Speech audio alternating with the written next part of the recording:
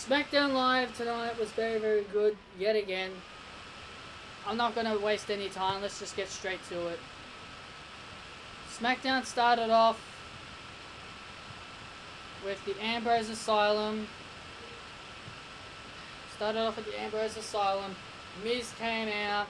He wanted to get his title back. He told Ambrose to give his belt back, but instead of giving him his belt back, Dean Ambrose gave Miz a participation award. I wish Dean Ambrose would give that to Monday Night Raw. Next was Nikki Bella versus Natalya. Ends in no contest. Natalya attacks Nikki from behind, and then what else happened? Then they were brawling, and then in the end, Natalya got a sharpshooter on Nikki Bella. Kalisto versus Dolph Ziggler. You know, I'm really fed up with wrestlers winning, but with roll-ups. I really wish they would start winning with finishes and not roll-ups. I really hate it. I really do hate it. But in the end, Dolph Ziggler started beating up on Kalisto and beat up on Apollo Crews with a steel chair. Beat it up, both of them with a steel chair. American Alpha versus the Wyatt family. You know, I want to say this right now. I'm a big fan of American Alpha. And also, you know, I'm a big Randy Orton guy. And I really don't like Bryan Luke Harper. I really don't. I really don't like Bryan Luke Harper. And you people are probably going to say, "Oh, Patrick, why? Why do you hate Bray Wyatt and Luke Harper, man? Bray Wyatt has a good gimmick." Yeah, Bray Wyatt has a good gimmick, but I'm just not a fan of his. It's just like what I mentioned on my video that I posted today, a little earlier today, about you can't control people for who they like.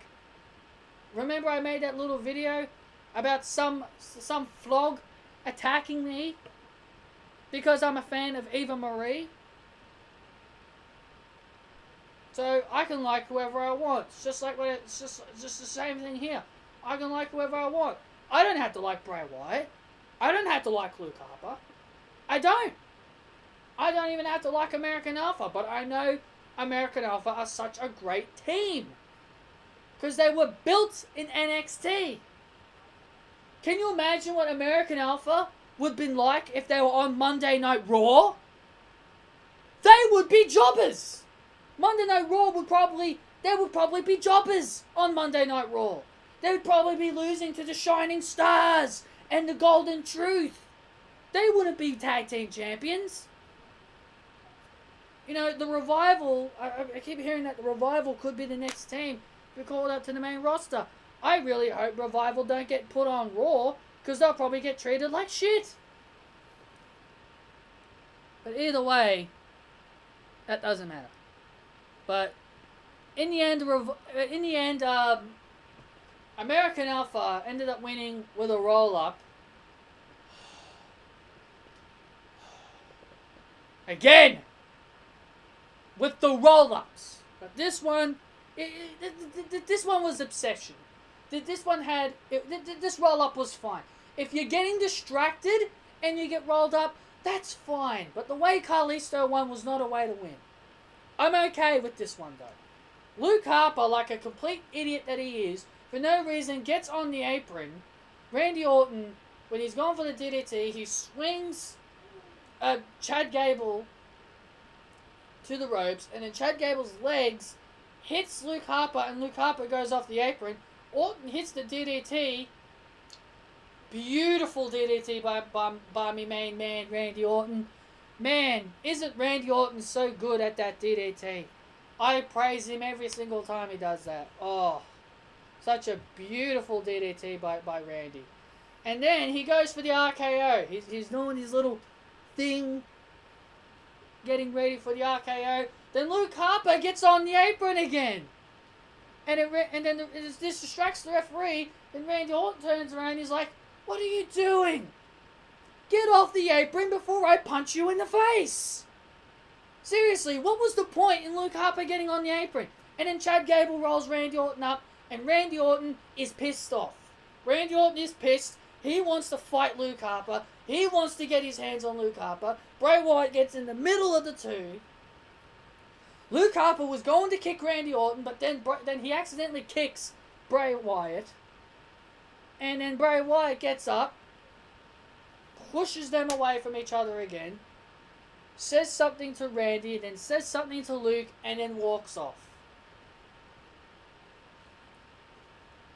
Please, just get Randy Orton to RKO Luke Harper already.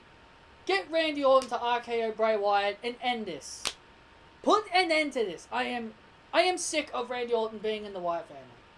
Yes, it's good that he's doing something, but please, just get him out of the Wyatt family. I'm tired of it. I'm tired of him being in the Wyatt family. This really needs to end, and I swear it needs to end. Carmella versus CJ. Oh wait, before I get to that, Daniel Bryan announces a steel cage match between Becky Lynch and Alexa Bliss. I like this more better than that Hell in a Cell match that Sasha Banks and Charlotte had. That tells you something. Sasha Banks is one of my main girls on Raw, and I prefer Alexa and Becky cage match than Sasha and Charlotte's Hell in a Cell. What do I have to say? Is there anything I have to say about it? Becky and Daniel Bryan were trying to figure out who La Luchadora was. Daniel Bryan. Now, I want to say this. Daniel Bryan brought up Eva Marie's name. He said, "Oh, it could be Eva Marie." But Becky Lynch says, "Nah, it's not Eva. She's not. She would never hide behind a mask." Hey fans! Becky Lynch said Eva Marie would never hide behind a mask. Are you going to hate on Becky Lynch for being so nice to Eva Marie? Are you going to be like, "Ah! Why are you saying that, Becky? Why are you being so nice to Eva Marie?" Seriously, give me a break. Are you going to get angry at Becky Lynch for saying that? Please. Give me a break. Then Becky says that since the luchador she made tap out was Alexa Bliss, Becky asks for another match. Then Alexa comes in and says, "No, no, no. Becky doesn't deserve another match." And then Daniel Bryan just says, "Cage match, Becky versus Alexa." Alexa gets pissed off. And then Becky Lynch does the two-time symbol and says two-time champ. God. Next match was Carmella versus CJ Lundy.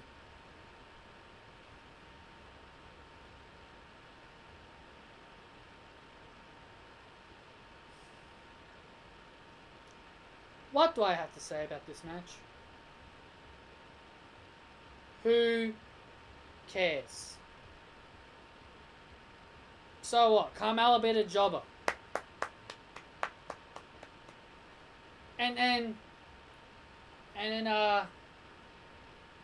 one of the I actually listened to one of the person's reviews, and I'm pretty sure, and you people would know him.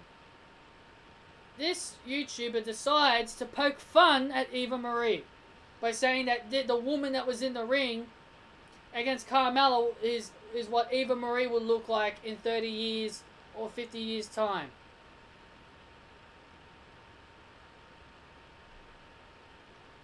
Ha, ha, ha.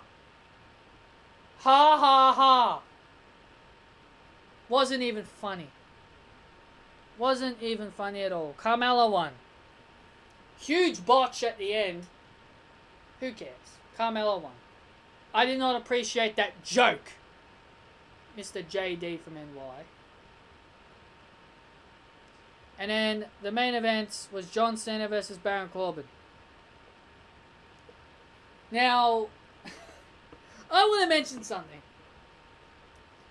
Now, I know it's not really much of a problem or an issue, but when John Cena was coming out, we know John Cena, he's the he's the guy that is superhero. He's for the kids and the little girls.